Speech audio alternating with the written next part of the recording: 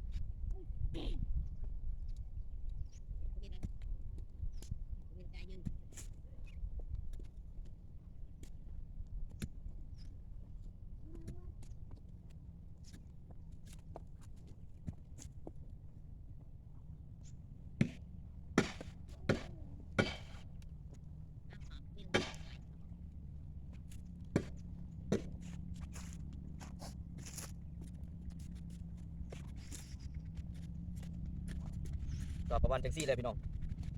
ปลูกมันต้น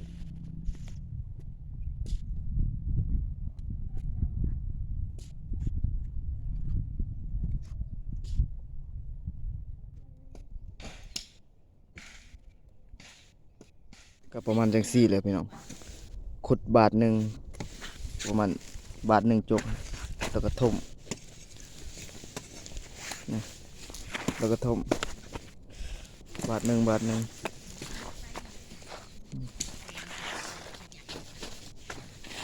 ถม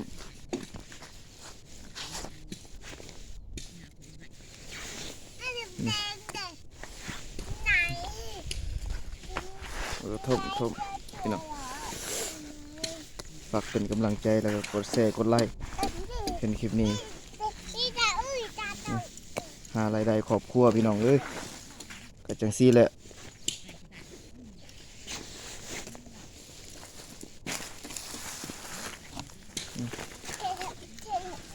ตัดสั้นๆเนี่ยสั้นๆนึงแล้วก็ถมพี่น้องเอาตีนเลยถมขออนุญาตนำเด้อส่วนลายก็จังซี่เลยพี่น้องตามเขตชนบทเฮ็ดให้หาเงินหาคำเฮ็ดให้ปลูกมันหรือว่าเข้าปลาอาหารคือเข้านี่ก็แก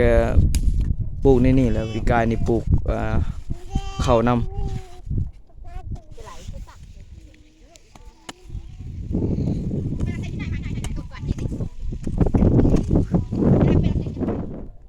เดือดฮ้อนเนาะ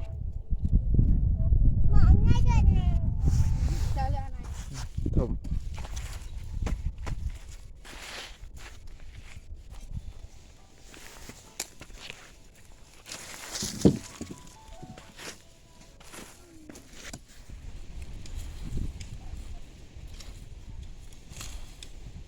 เดี๋ยวนี้ก็สิไปกินข้าวเช้าเนาะ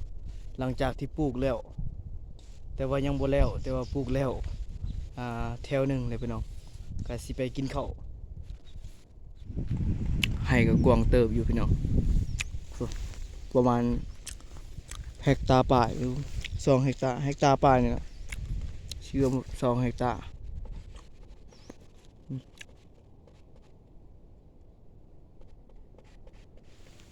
ลำอันน่ะเห็ดลำนูพี่น้องกำลังเห็ดลำนูอยู่เราจะกินข้าวปิ้งไว้กินตอนเที่ยงอีกพี่น้องมาเด้อกินข้าวเด้อข้าวที่มันกินอะไรก่อน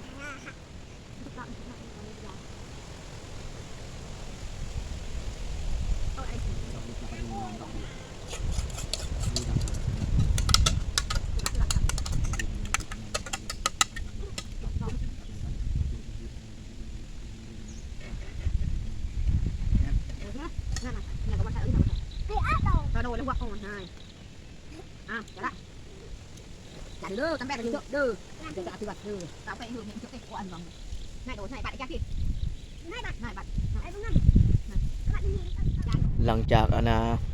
กินข้าวอิ่มแล้วพี่น้องแล้วก็สิไปปลูกต่อไปปลูกมันต้นต่อเนาะแล้วก็มื้อนี้จักสิแล้วหรือบ่บางเทื่อก็อาจจะมื้ออื่นอีกพี่น้อง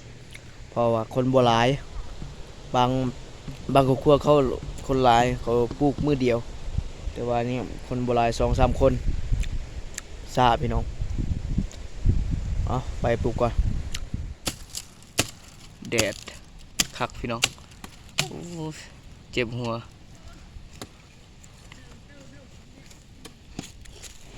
บ่ว่าเด็กน้อยผู้ใหญ่ก็เฮ็ดนำกันหมดช่วยพ่อแม่สร้างรายได้ครอบครัว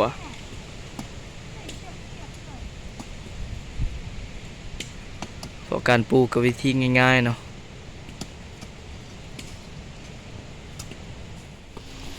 กำลังปลูกเลยพี่น้องเมื่อยแดดแห้งกระเดียวกระโดด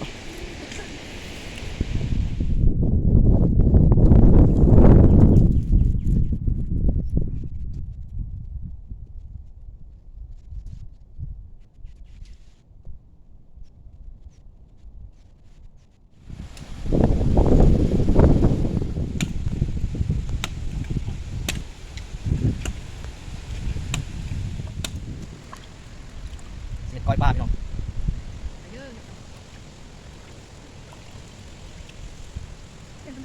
เป็นมื้อที่3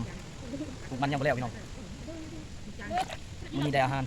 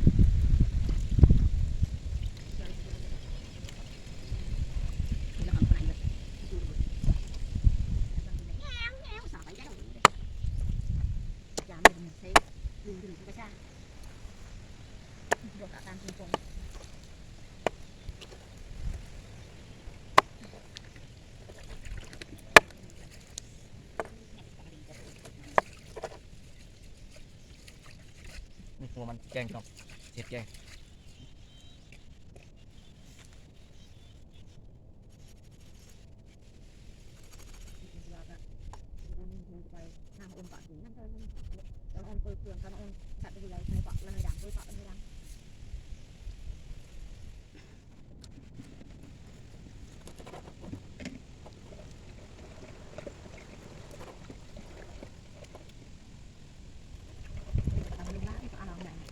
เอาหมดแดงนี่พี่น้องจากต้นเลยเนาะนี่คือหมดแดงน้องเอ้ยนี่สิก้อยใส่ก้อยเรียบร้อยเลยพี่น้องใส่หมดแดงนี่หนูมี3เมนูปลามี2เมนูหนูแล้วก็ปลาแกงปลาพี่น้องแบบบ้านๆพี่น้องคือบ้านนอกหมดแดงแล้วก็แกงขี้เหล็กใส่ไข่หมดแดงมากินข้าวพี่น้องนี่คืออาหารมาเด้อปลูกมือที่3ก็ยังบ่แล้วเนาะมื้อนี้เลยสิแล้วไปมื้อที่3เนี่ยปลูกมันต้น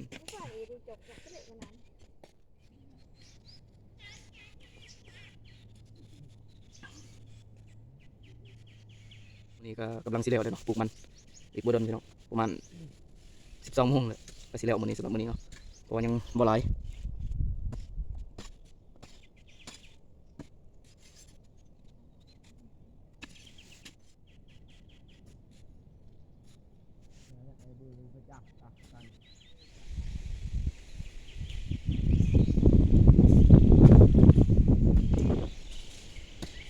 แต่ละคน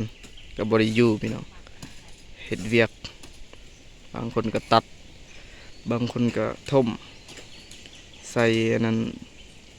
ต้นมันต้นแล้วก็ถม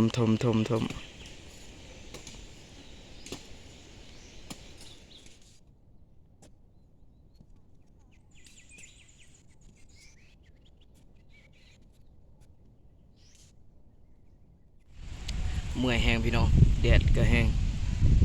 โอ้แดดก็อีกบ่โดนเนาะก็สิแล้วเลยพี่น้องโอ้ดีใจหลายเมื่อยแห้งพี่น้องเลยเมื่อยแห้งก็เดียวก็ดอกแต่ว่าลมก็แห้งอยู่พี่น้องทั้งลมทั้งแดด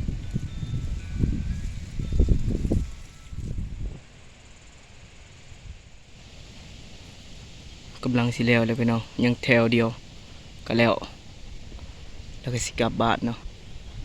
แล้วสำเร็จมื้อนี้เป็นมื้อที่4มื้อที่3ที่4นี่แหละพอปลูกแต่วันเสาร์วันที่บ่ได้ปลูกแล้วก็วันจันทร์ปลูกวันจันทร์วันอังคารพุธมื้อนี้4มื้อมื้อนี้เนาะปลูกก็สำเร็จสิ้นเพราะว่าคนบ่หลาย 2-3 คนพี่น้องเอ้ยแดดก็แดดนี่นะทางแดดทางตัวลมอยู่พี่น้องแต่ว่าไข่อยู่มีลมสำหรับคลิปนี้ก็สิจบเพียงเท่านี้เนาะฝากกดไลค์กดแชร์ฝากกดติดตาม Subscribe เนาะ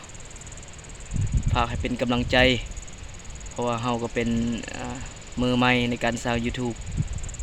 ฝาก